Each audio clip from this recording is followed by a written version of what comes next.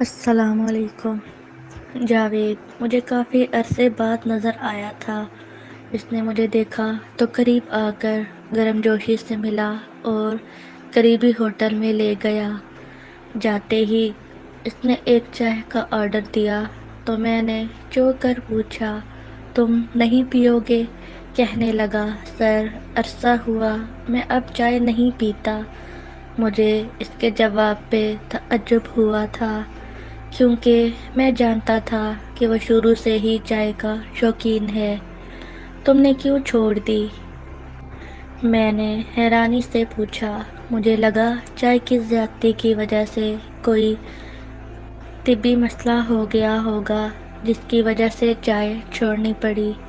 کہنے لگا، سر آدھی چائے نے ادھورا کر دیا ہے۔ عجیب الجھا سا جواب تھا۔ میں نے الجھن آمیز انداز میں اس کی طرف دیکھا۔ وہ ہنس پڑا۔ ہنستے ہی اس کی آنکھوں میں نمی اتر آئی اور اس کی آنکھوں میں تیرتی نمی کسی کہانی کا پتہ دے رہی تھی۔ مجھے پوری بات تفصیل سے بتاؤ، میں نے سنجیدگی سے کہا۔ کہنے لگا، سر آپ کو تو ضرور بتاؤں گا۔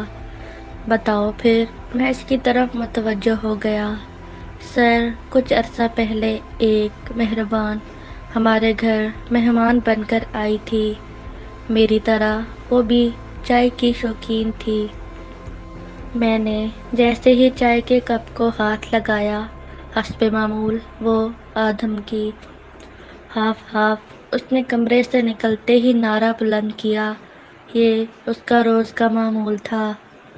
میں جب بھی صبح چائے پینے لگتا، وہ کسی کونے سے نکل کر آدمکتی ہاف ہاف وہ اپنا مخصوص جملہ دہراتی اور میں بادل ناخواستہ کپ میز پر رکھ کر اس کی طرف دیکھتا کہ خالی کپ لاؤ تو میری نظروں کا مطلب سمجھ کر آنکھیں مٹکا کر کہتی، ایسے نہیں ویسے، اور میں آدھا کپ پی کر آدھا اس کے لیے چھوڑ دیتا۔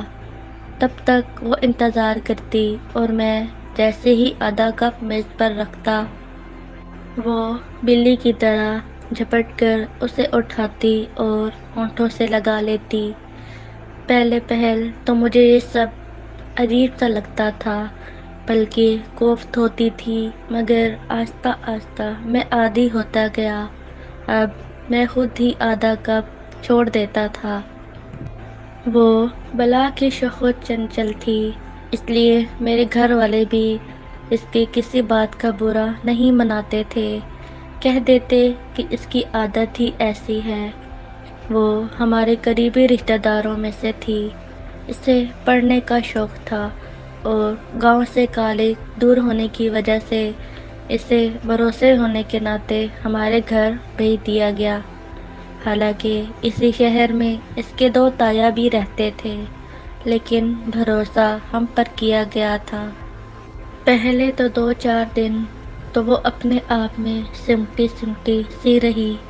مجھے لگا لڑکی سنجیدہ طبیعت کی ہے، اچھا وقت گزرے گا، کیونکہ میں خود بھی سنجیدہ طبیعت کا تھا، مگر میرا خواب اس وقت چکنا چور ہو گیا جب چھٹے دن اس نے میرے ہاتھ سے اچانک چائے کا کپ اچک لیا اور منہ بنا کر بولی، بس بھی کرو، کتنی چائے پیو گے؟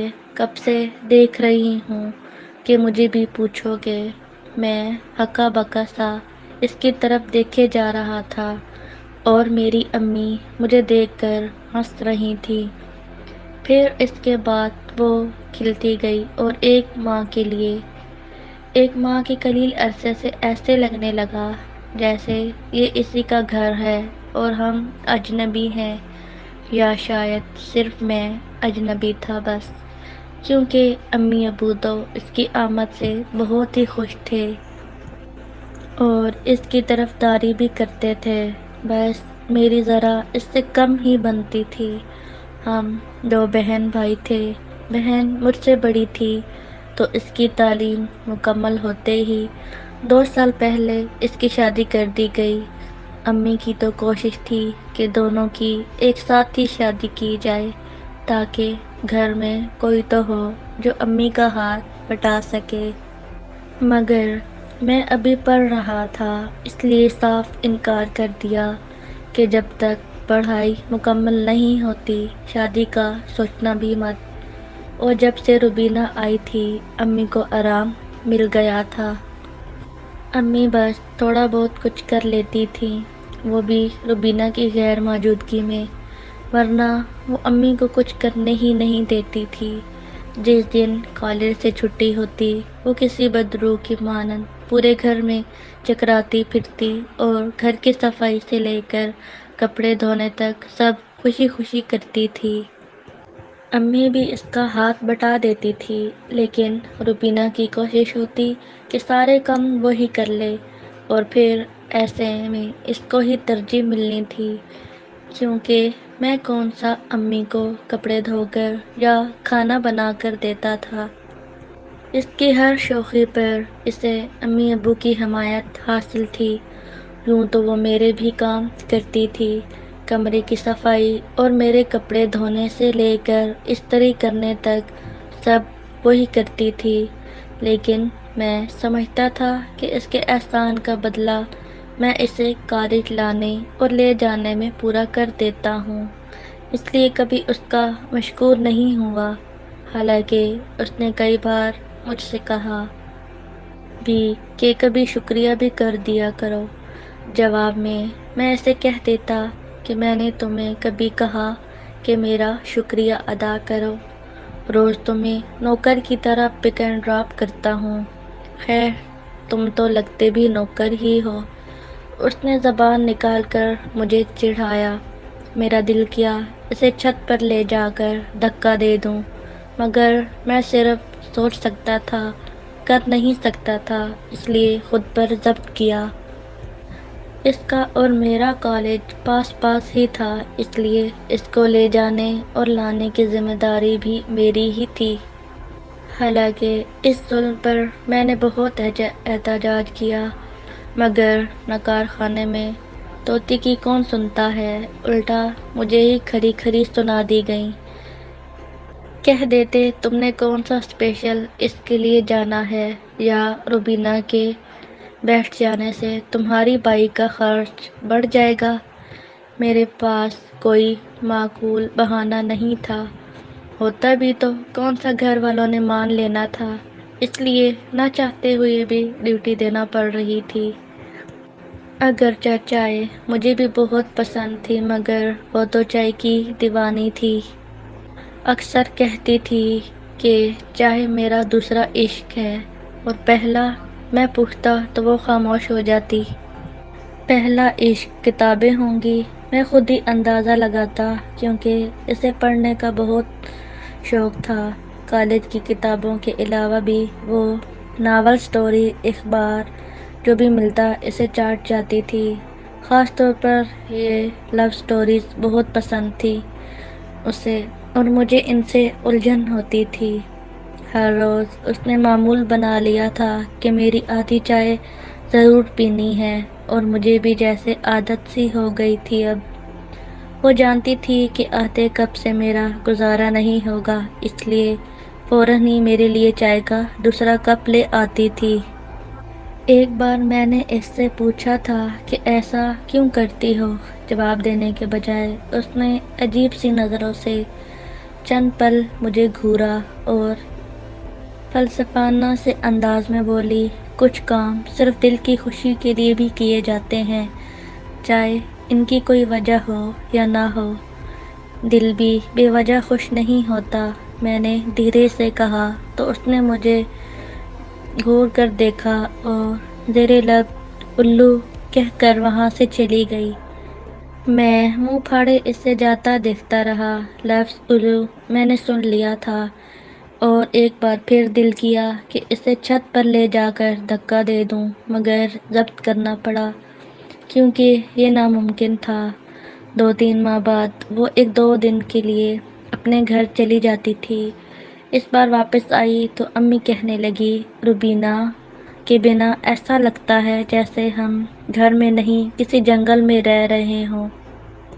جنگل تو اس کی موجودگی سے لگتا ہے امی، میں نے فوراً جواب دیا، ایسے لگتا ہے جیسے اس جنگل میں یہ شیرنی ہے اور ہم سہمے سہمے سے خرگوش۔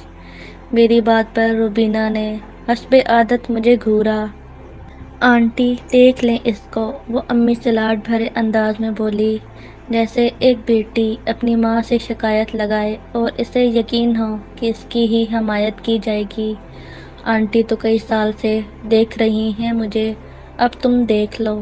امی کی کچھ بولنے سے پہلے ہی میں بول پڑا تھا، جیسے تم سڑیل ہو نا، اسے دیکھنا نہیں جھیلنا کہتے ہیں۔ آنٹی دیکھ نہیں رہی، جھیل رہی ہیں تم کو سڑیل۔ روبینہ نے جواباً طنز کیا اور کھل کر ہنس پڑی۔ امی نے بھی ہنسنے میں اس کا ساتھ دیا تھا۔ اس بار گھورنے کی باری میری تھی۔ ادھار رہا، میں نے بے بسی سے تلملاتے ہوئے کہا، دیکھ لوں گی تم کو۔ روبینہ نے منہ پر ہاتھ پھیرا۔ جاوید، بری بات، مہمان ہے یہ ہماری۔ امی نے روبینہ کے سر پر شفقت سے ہاتھ پھیرتے ہوئے مجھے ڈانٹا، لیکن ان کے لہجے میں غصے کی بجائے محبت تھی۔ روبینہ کی ہنسی اچانک غائب ہو گئی۔ شاید اسے لفظ مہمان پسند نہیں آیا تھا۔ اس کی ہنستی آنکھوں میں نے واضح طور پر نمی سی محسوس کی تھی۔ مجھے کپڑے استری کرنے ہیں، اس نے اچانک کہا اور اٹھ کر اندر چلی گئی۔ عجیب لڑکی ہے، میں نے دل میں سوچا، وہ مہمان ہی تو ہے یہاں۔ روبینہ کو ہمارے پاس 2 سال ہو گئے تھے اور وہ 2 سال کے لیے ہی آئی تھی۔ FA اس نے پاس والے گاؤں کے اسکول سے کیا تھا۔ یہاں وہ BA کرنے آئی تھی کیونکہ اسے بس اتنی ہی اجازت ملی تھی، ورنہ اس کا ارادہ اور شوق تو بہت زیادہ پڑھنے کا تھا۔ اسے بس کچھ دن تک ہمیشہ کے لیے واپس چلے جانا تھا۔ کچھ دن پہلے کالج جاتے ہوئے بتانے لگی، جاوید، میں ہمیشہ کے لیے واپس اپنے گھر جا رہی ہوں۔ حالانکہ یہ بات میں بھی جانتا تھا۔ کہنے لگی، کہا سنا معاف کر دینا، میں نے تمہیں بہت کچھ کہا ہے اور شاید بہت کچھ کہنا تھا مگر نہیں کہا۔ ساتھ ہی وہ ہنس پڑی۔ میں جان گیا تھا کہ اس کی ہنسی سراسر بے جان اور کھوکھلی ہے۔ اس میں وہ دلکشی تھی ہی نہیں جو اس کی ہنسی کا خاصہ تھا۔ تم زبردستی ہنس رہی ہو، میں نے کہا تو وہ خاموش ہو گئی۔ کالج آنے تک وہ دوبارہ ایک لفظ نہیں بولی تھی۔ کالج کے گیٹ پر اترتے ہی اس نے معمول کے مطابق مجھے اللہ حافظ کہا اور چل پڑی۔ مگر یہ معمول کے مطابق نہیں تھا، اس کے انداز میں آج جلدی تھی، جیسے مجھ سے کچھ چھپانا چاہ رہی ہو، اور مجھے اس کا لہجہ بھیگا سا لگا تھا۔ میں اسے آواز دی اور بائک کھڑی کر کے اس کے پیچھے بھاگا۔ وہ رک گئی مگر پلٹی نہیں۔ میں اس کے سامنے جا کھڑا ہوا۔ سنو، میں نے اس سے کہا۔ بولو، اس نے نظریں اٹھائے بغیر دھیرے سے کہا تھا۔ میری طرف دیکھو، میں نے پیار سے کہا تھا، کیونکہ میں جانتا تھا کہ اگر سختی کی تو دنیا کی کوئی طاقت اسے نظریں اٹھانے پر مجبور نہیں کر سکتی تھی۔ اس نے دھیرے سے نظریں اٹھا کر میری آنکھوں میں جھانکا۔ مجھے جھٹکا لگا۔ میرا شک صحیح تھا۔ تم رو کیوں رہی ہو؟ اس کی سرخ ہوتی آنکھوں کو دیکھ کر مجھے دکھ ہوا تھا۔ بس ایسے ہی، اس نے کہا اور تیزی سے چلتی ہوئی گیٹ کے اندر داخل ہو گئی۔ میں وہیں کھڑا چپ چاپ اسے جاتا دیکھتا رہا۔ 1 ہفتے کے بعد اس کے ابو اسے لینے آ گئے۔ اس کے والد نے میری امی ابو کا شکریہ ادا کیا اور کہنے لگا کہ مجھے سب نے کہا تھا کہ روبینہ کو یہاں نہ بھیجو، ورنہ یہ لڑکی تمہارا منہ کالا کروا دے گی۔ میرے بھائیوں نے بھی منع کیا مگر مجھے روبینہ پہ یقین تھا کہ وہ میرا مان نہیں توڑے گی اور کوئی ایسا کام نہیں کرے گی جس سے میرا سر جھک جاتا۔ مگر بیٹی سے زیادہ مجھے آپ لوگوں پر بھروسہ تھا جو آپ نے ٹوٹنے نہیں دیا، اور اس کے لیے میں آپ کا احسان مند ہوں۔ ہمارا کوئی احسان نہیں آپ پر، بلکہ احسان تو آپ کا ہے کہ روبینہ کو ہمارے گھر بھیجا، اور یقین کرو 2 سال کسی خواب کی طرح لگتے ہیں۔ ابو نے روبینہ کے والد سے کہا، ہماری تو دعا ہے کہ روبینہ جیسی بیٹی ہر کسی کے نصیب میں ہو۔ ابو نے دل سے روبینہ کی تعریف کی۔ کچھ ایسے ہی خیالات امی کے بھی تھے، مگر وہ بہت افسردہ بھی تھیں۔ روبینہ چائے بنا کے لے آئی اور سب چائے پینے لگ گئے۔ چائے پیتے ہوئے میری نظر روبینہ پر پڑی تو وہ میری طرف ہی دیکھ رہی تھی۔ اس کے ہاتھ میں موبائل تھا اور چائے کا کپ سامنے بھرا پڑا تھا۔ اچانک مجھے اپنے واٹس ایپ پہ میسج موصول ہوا۔ میں نے چائے کا کپ رکھ کر جیب سے موبائل نکالا اور میسج دیکھا۔ ہاف ہاف آخری بار پلیز، وہ سب کے سامنے بول کر نہیں کہہ سکتی تھی، اس لیے میسج کیا تھا۔ میرا کپ آدھا ہی رہ گیا تھا۔ میں نے کپ کی تصویر لی اور اسے واٹس ایپ پہ سینڈ کر دی اور بیٹھ گیا۔ میں نے دوبارہ کپ نہیں اٹھایا تھا۔ امی کے ٹوکنے پر وہ چونکی اور اپنا کپ اٹھا کر چائے پینے لگی۔ چائے ٹھنڈی ہو گئی تھی، اس لیے اس نے جلدی سے کپ خالی کیا اور پھر سب کے کپ اٹھا کر چلی گئی۔ میرا آدھا کپ بھی وہ لے گئی تھی اور میں جانتا تھا کہ چائے ٹھنڈی ہو گئی ہے، مگر وہ ضرور پیے گی۔ اگلے دن وہ چلی گئی۔ امی بہت روئی تھیں، اور وہ امی سے بھی زیادہ۔ اس کے جانے کے کئی دن تک گھر خالی خالی سا لگتا رہا۔ حالانکہ اس کے آنے سے پہلے بھی اس گھر میں ہم 3 ہی رہتے تھے، مگر اس کے جانے کے بعد لگتا تھا جیسے گھر میں کوئی رہتا ہی نہیں ہے۔ امی ابو کا تو دل ہی نہیں لگ رہا تھا۔ صبح ناشتہ کرنے کے بعد میں جب بھی چائے کا کپ ہاتھ میں پکڑتا، میری نظریں بے ساختہ ادھر ادھر دیکھنے لگتی۔ مجھے لگتا تھا جیسے ابھی وہ کہیں سے نکل کر آئے گی اور کہے گی ہاف ہاف، مگر وہ نہیں آئی۔ ہاف ہاف کہنے والی مجھے ہاف کر گئی تھی۔ مجھے محسوس ہو رہا تھا جیسے میں اس کے بنا ادھورا سا ہو گیا ہوں۔ وہ پاس تھی تو میں اس سے دوری بنائے رکھتا تھا، اور جب وہ دور ہو گئی تو اس کی قربت کی خواہش بے چین کرنے لگی تھی۔ اندازہ نہیں تھا کہ دوریاں قریب لے آتی ہیں، فاصلے قربت بڑھا دیتے ہیں۔ اسے گئے 2 ماہ ہو گئے تھے۔ ان 2 ماہ میں اس سے چند بار ہی بات ہوئی تھی۔ 3 ماہ بعد ایک شام وہ اچانک ہمارے گھر آ گئی۔ اس کے ساتھ اس کی کزن تھی۔ وہ خریداری کے سلسلے میں اپنے بھائی کے ساتھ تایا کے گھر آئی تھی، تو ہم سے ملنے ہمارے گھر بھی آ گئی۔ میں شام کی چائے پینے لگا تھا، چائے کا کپ میرے سامنے پڑا تھا۔ یوں ہی اس کا خیال آ گیا۔ ہاف ہاف نظریں بے ساختہ اس کی تلاش میں بھٹکیں، مگر نامراد واپس آ گئیں۔ یاد آیا وہ تو جا چکی ہے۔ سر جھٹک کر کپ ہاتھ میں اٹھایا ہی تھا کہ باہر کا دروازہ کھلا اور وہ اندر داخل ہوئی۔ اسے یوں اچانک اپنے سامنے دیکھ کر کپ میرے ہاتھ میں لرز گیا اور چائے چھلک پڑی۔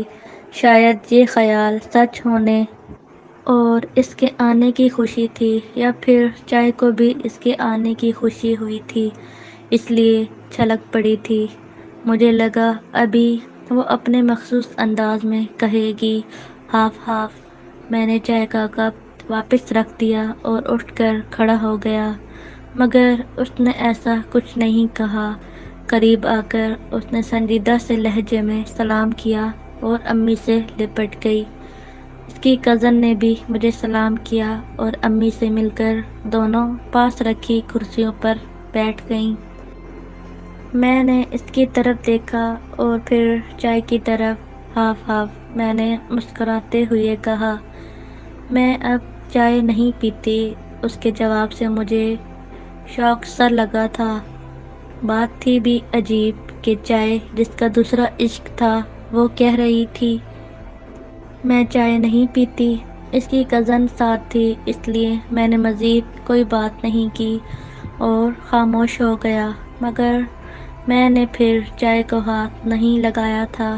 آدھی تقسیم ہونے کی منتظر چائے پڑی پڑی ٹھنڈی ہو گئی تھی۔ وہ کچھ دیر بیٹھ کر چلی گئی۔ اس سے کچھ دن بعد میں نے فون پر اس سے پوچھا تھا کہ چائے تو تمہارا دوسرا عشق تھا، پھر وہ تم نے کیسے چھوڑ دی؟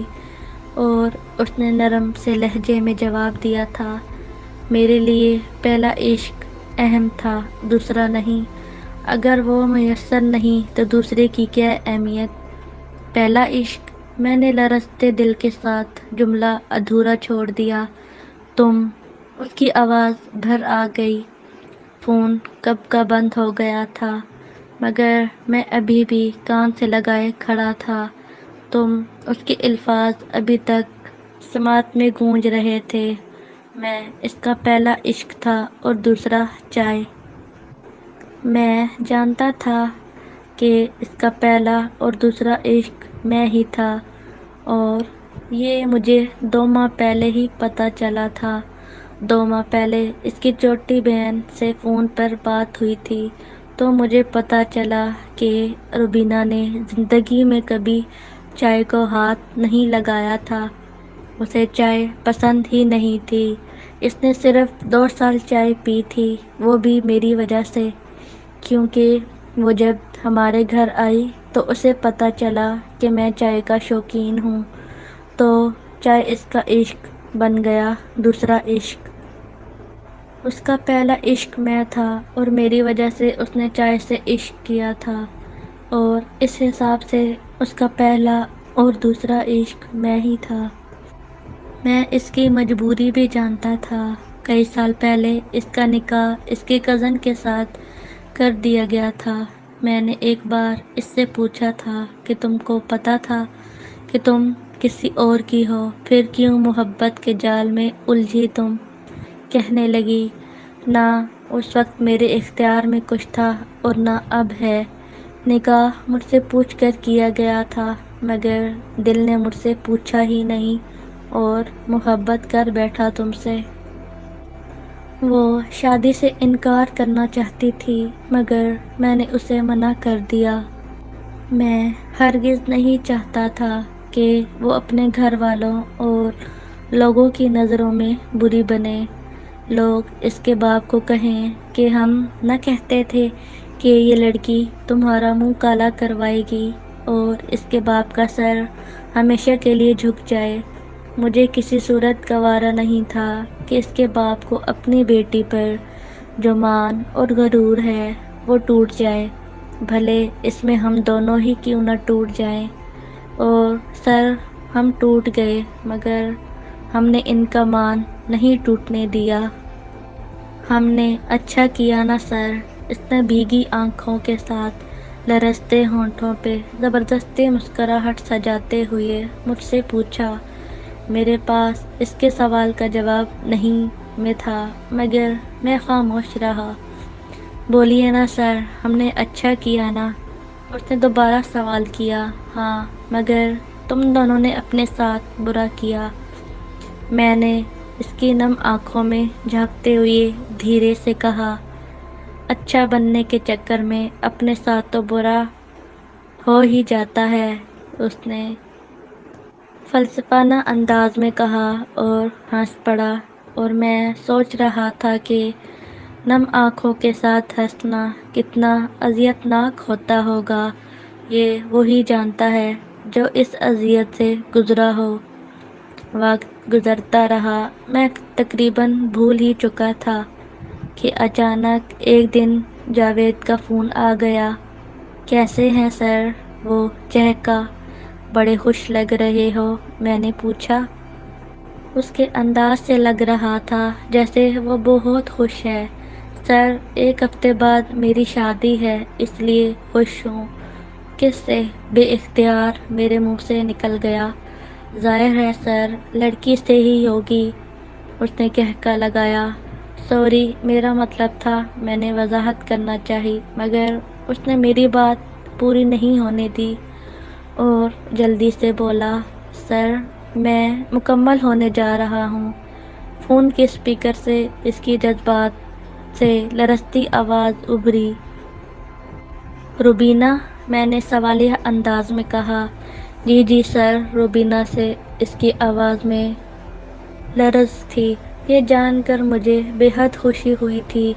میرے پوچھنے پر اس نے بتایا کہ روبینہ کا جس سے نکاح ہوا تھا، اس نے خود ہی یہ کہہ کر انکار کر دیا کہ روبینہ 2 سال ہمارے گھر رہی، اس لیے اسے اب اس پر یقین نہیں تھا۔ اس کو روبینہ کے یہاں آنے پہ بھی اعتراض تھا، مگر اس وقت اس کی سنی نہیں گئی۔ اب شاید اس نے بدلہ لیا تھا۔ ہم اچھے ہو کر بھی لوگوں کی نظروں میں برے ہی ٹھہرے۔